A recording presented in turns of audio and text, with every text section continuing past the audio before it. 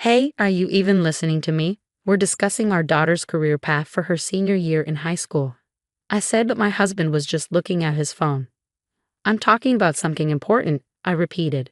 Shut up. If she wants to go to college, she has to pay for it herself. I don't have money for a stupid daughter who can't even take care of her own grandmother, he snapped back. What the hell does he mean? I glanced at his phone and saw something outrageous on the screen. My husband Dave and I have been married for 18 years.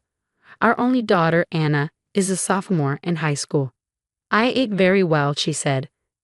Good, but make sure to clean up after yourself, I replied. Okay. Hey, aren't exams coming up soon? I asked. Yeah, that's why I'm studying now. You should also start thinking about what path you want to take in the future. I know. It's that time of year when I get concerned about Anna's future career path. But I'm relieved that she's growing up well. The three of us were getting along and living a peaceful life together. But there was one thing that worried me a little. My mother-in-law, Judy, my own mother, passed away soon after I got married. At the funeral, Judy said and did something inappropriate. Mom, you're my son's wife now, so don't cry over something like this, she said. Huh. The reason she died so early was because of her bad behavior, Judy added insensitively, making fun of my mother while I was crying. What are you talking about? That's inappropriate. If you're going to talk like that, then get out. Dave was furious with Judy while I was too stunned to speak. Since then, I haven't had any contact with Dave's side of the family and haven't seen my parents-in-law. Judy's attitude was horrible. But I feel like my anger faded over time. It's not like we completely cut ties, and I wonder if it's okay for us to continue not interacting with them. They are Anna's grandparents after all. That's what I think about sometimes. Then, I received the news that my father-in-law had passed away. Since he was Dave's father, we attended the funeral. Judy was in tears, looking weaker and smaller. I guess she was grieving deeply over the loss of her loved one. A few days later, Dave was staying at his parents' house for the funeral and inheritance procedures. When he returned home, he proposed that we move in with Judy. My mother is the only one living in their house now, and she seems very depressed, Dave said. I see, I replied, picturing Judy crying alone. With my father-in-law gone, she must be feeling very lonely. I understood why Dave was worried. I was thinking that we could move in with her. Please, Dave said. Yeah, okay, I agreed in the end, and we moved into my parents-in-law's house. But once we started living together, things took a turn. I look forward to living with you, Judy, I said. You haven't done anything great as a wife until now, so you should work hard to make up for it, Judy retorted. Now make me some tea quickly. Can't you see I'm depressed here? You should be more considerate. How dare Judy take it out on me? I decided to move in with her because I thought she was lonely. But what is with her attitude? Dave and I both work, but he leaves all the house chores to me. Hey, is dinner ready yet? I just got home from work, Dave demanded. You're such a bad wife, ignoring what you need to do in the house when you're a wife. I'm really disappointed in you, Judy added. Why does she always complain about me so much? And now Judy began to blame Anna too. Hey, please go fold the laundry, Judy said. But I'm studying right now, Anna replied. What a charmless girl you are, just like your own mother. What? You can't even obey your elders? Girls are supposed to help around the house instead of studying. You're really annoying, Judy snapped at Anna. Anna, now in her adolescence, became rebellious towards Judy. Studying is useless. Doing the house chores is much more useful, Judy continued. You're freaking annoying, Anna retorted. My goodness, she's such a useless child, isn't she? Judy muttered. The relationship between Judy and Anna worsened, and I started regretting why we had moved in with her. I wondered why I had ever agreed to live with her. Meanwhile, Dave was gradually being brainwashed by Judy. I'm home, Dave said as he walked in. Welcome home, honey. Let me get your bag and jacket. You should sit and relax, Judy responded. Oh, thanks, Dave said. It's actually the wife's job to serve her own husband.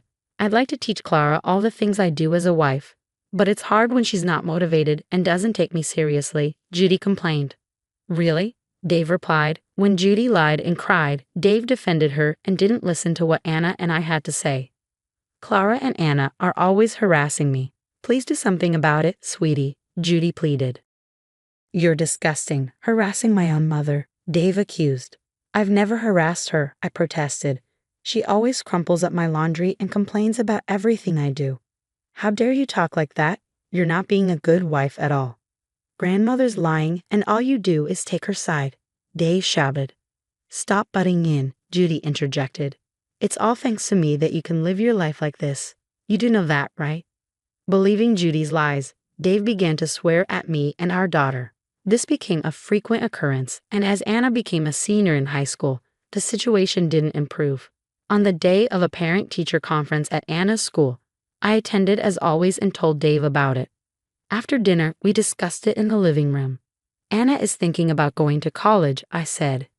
Yeah, I've narrowed it down to a few places with a department of my choice, Anna added. Her teacher said that if it's this college she wants to go to. Hey, are you even listening to me? I asked Dave, who was just looking at his phone, uninterested, just as he had been last year. I'm talking about something important, I said, frustrated by Dave's lack of attention. Shut up. If she wants to go to college, she has to pay for it herself. I don't have money for a stupid daughter who can't take care of her own grandmother, he retorted. I rolled my eyes at him. What on earth are you even saying? Anna, clearly upset, joined in. What do you mean by stupid? I don't have any money of my own, and you're being so irresponsible, Dad. You have some nerve to only depend on me when you need money. You have a thick skin, just like your mother. I wonder how she raised you to be like this, Dave sneered. What? Anna exclaimed, arguing back. This only made Dave angrier. Judy decided to join in. If the mother isn't good enough, the daughter won't be either. A daughter who doesn't know her place and gets cocky doesn't deserve anything paid for her, Judy said. That's right, Dave agreed. Why should I pay for a selfish, stupid daughter? How dare he call Anna selfish? We have been saving for her college fees, and it wasn't like we didn't have the money. I couldn't take it anymore.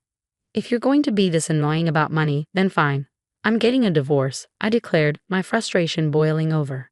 Dave scoffed. There's no way you can afford Anna's college fees on your own, you idiot. If you want a divorce, do whatever you want. I don't want a useless wife who can't take care of her husband's family, and I don't want a stupid daughter raised by such an idiot. He continued. The savings we have together will be used for my family, mainly my mother, so don't you dare count on it. Oh, I see. Well, I hope we live in a world where your arrogance is tolerated, I shot back, laughing at him without flinching. Don't worry about the money, Anna. Just follow me. Anna, puzzled by the sudden turn of events, remained silent. You're going to go cry to your father, aren't you? He must be so annoyed with you depending on him at your age. Well, I guess it can't be helped since he's the one who raised you to be his idiot daughter. Anna seemed to realize something when she heard that. Let's go now, Anna. Yeah, I'll follow you, Mom. So Anna and I left my parents-in-law's house and decided to stay at my parents' house for the time being. A few days later, I asked my lawyer to proceed with a divorce and sent a letter of certified notice to Dave. Shortly after, Dave showed up at my parents' house. What are you doing here? I asked. I'm sorry. I sincerely apologize. I don't want a divorce. Please come home, he begged. I answered the door, and he instantly apologized, hanging on to me with a desperate look on his face.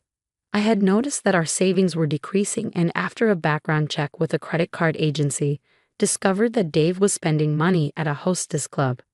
He had been secretly preparing for a divorce and was known as an undesirable customer at the club.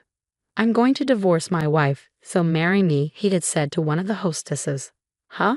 What are you even saying? I truly love you, and I can make you happy, he insisted.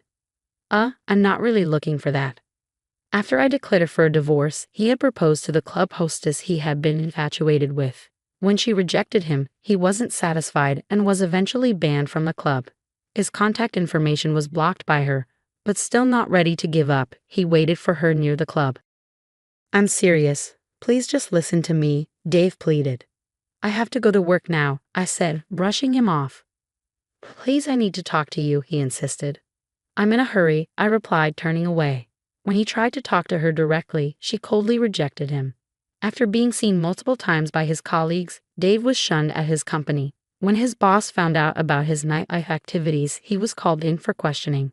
I heard that you've been stalking a club hostess. I'm not impressed with that kind of behavior, his boss said. I'm serious about our relationship and thinking about marrying her. I really love her, Dave explained. I understand your feelings, but I'm not sure if she feels the same way about you, his boss replied. If I get to talk to her properly, she will understand, Dave insisted. To begin with, I thought you had a wife and a daughter, his boss remarked. My wife and I are divorcing. Both my wife and daughter are annoying and have the nerve to talk about college.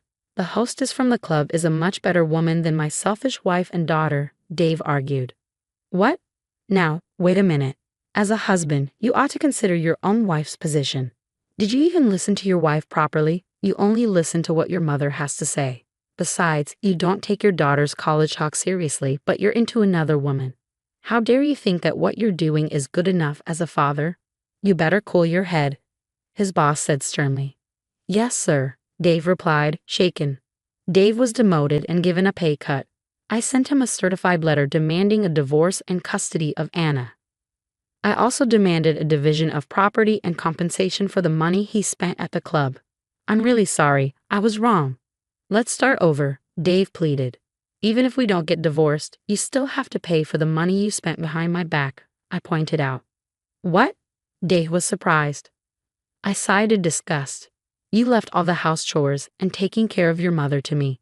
I can never get back together with someone who tries to live a happy life while playing around with young girls. I refused to get back together with him once and for all. Then Anna showed up. I'm really sorry. I'll be a good father to you. Let's start over, Dave begged.